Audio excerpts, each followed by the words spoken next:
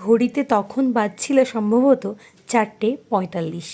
আমরা আমাদের সেহরি কমপ্লিট করে আমরা ফজরের নামাজটি দুই মা মেয়ে মিলে পড়ে নিলাম। আজকে ছিল শুক্রবার, মানে জুম্মার দিন। কী করলাম, ঘরটাকে তাড়াতাড়ি করে পরিষ্কার করে নিলাম, বেডশিটগুলো চেঞ্জ করে নতুন পেরে দিলাম। কেননা ঘরটা খুব ক্লিন লাগে, আর যদি ঘর ক্লিন লাগে তাহলে কিন্তু মনটাও ভালো লাগে। তাই দুটো রুম, এক নয় 4টে রুমই সম্পূর্ণভাবে পরিষ্কার করে নিলাম। আর মা তো আগে থেকেই ঝাঁট দিয়ে পুরো মানে মুছে রেখেছিল। আমি শুধুমাত্র এই বেডগুলোকে চেঞ্জ করে দিলাম। আর দেখো এখন কি সুন্দর লাগছে দেখতে। আর মানে বেডের পাশে যদি বই না থাকে না, আমার একদম ভালো লাগে না। মানে বেড আর এ বই, এই দুটো যেন আমার সঙ্গে ওতপ্রোতভাবে জড়িয়ে আছে, যাই হোক না কেন। তারপরে ওই চাদরগুলোকে নিয়ে মেশিনের মধ্যে ভরে দিলাম, ওগুলো এখন কাচা হচ্ছে।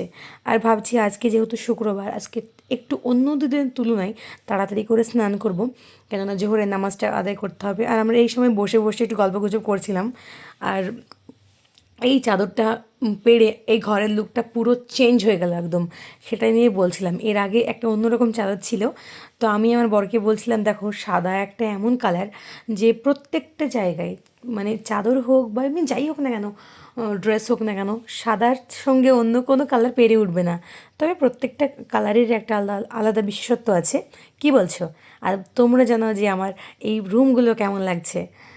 আর এটা হচ্ছে, এই রুমটাতে থাকেন আমার মানে শাশুড়ি মা আর শ্বশুরমশাই। এই রুমটাতেও আমি ক্লিন করে দিলাম। এটা কেমন লাগছে?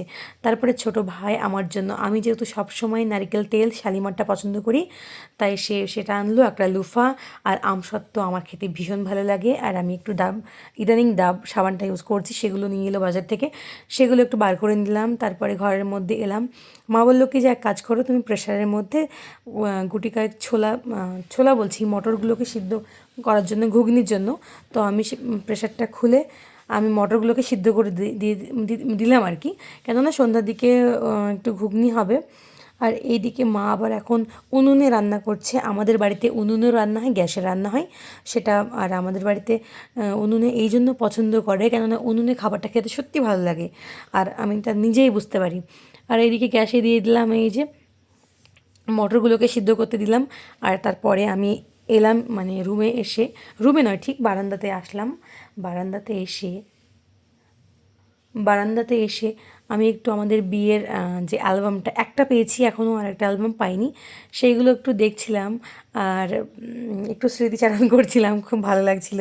আশেপাশে অন্যের বিয়ে দেখি, কিন্তু নিজের বিয়েটা নিজের বিয়ে হয়, সেটা আলাদা একটা অনুভূতি। এই করতে করতে আমি ফ্রেশ হলাম, তারপরে নামাজ পড়লাম। ইতিমধ্যে সময় হয়ে এলো আমাদের, এই যে দেখতে পাচ্ছ ইফতারি। আর ইফতারি গোছানোটা রোজার মাসে যে কী শান্তি, মানে রোজা না করলে না সেটা বুঝতে পারা যাবে না। আমি কাউকে ছোটো করছি না, কিন্তু এটা সত্যি। যত ইফতারি খাবার কাটি বা যাই করি না কেন, নিজে যদি রোজাটা না করি, সেই অনুভূতি বা অনুভবটা কখনোই তৈরি হবে না।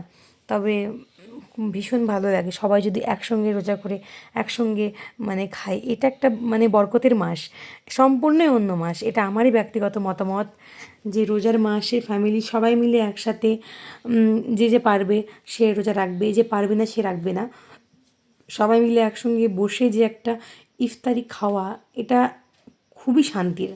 তোমরা জানিও তো তোমরা আমার সঙ্গে একমত কি না। এর আগের দিন বলেছিলাম যে এই যে ফল বলবো না কি বলবো, এটা আমার একটা দাদাভাই কলকাতা থেকে দিয়ে গেছে। আমি ভুল করে নাম বলেছিলাম আঞ্জির, কিন্তু একজন সাবস্ক্রাইবারের নামটা বলেছে ইনজির। থ্যাংক ইউ সো মাচ নামটা বলার জন্য। আর এই যে এইসব ক্লিপসগুলো আমার বডিগুলোকে নিয়ে নেয়, আমি যখন ফল কাটাকাটি করি আর সেইগুলোকে রেডি করে নেয়। এই বাড়ির প্রত্যেকটা মানুষ প্রচণ্ড হেল্পফুল, যারা আমাকে প্রত্যেকটা কাজে গুছিয়ে মানে পাশে থাকে। একটা এরকম লাকিলি যে আমি একটা পরিবার পেয়েছি সবার সঙ্গে মিলেমিশে। আর আমি যেমনটা চেয়েছিলাম সেই রকমই মানুষ। আমি বরাবর স্বাধীনতাটাকে সেইভাবে এনজয় করতে চাইনি যে না আমি শুধু আমি এরকম নয়। একটা পরিবার মিলে সবাইকে নিয়ে একসঙ্গে থাকবো, তাতে নিজের স্বাধীনতা বা আরও নিজের চাওয়া পাওয়া, অন্যেরা আমাকে রেসপেক্ট করবে, আমি অন্যদের রেসপেক্ট করব। এক কথায় পরিবারটা পরিবারের মতোই যেন হয়। দেখা যাক কতদিন এইভাবে চলে, আশা করছি ভালোভাবে যেন চলে। তো এসব করতে করতে আর কি অনেক কথাই বলে ফেললাম।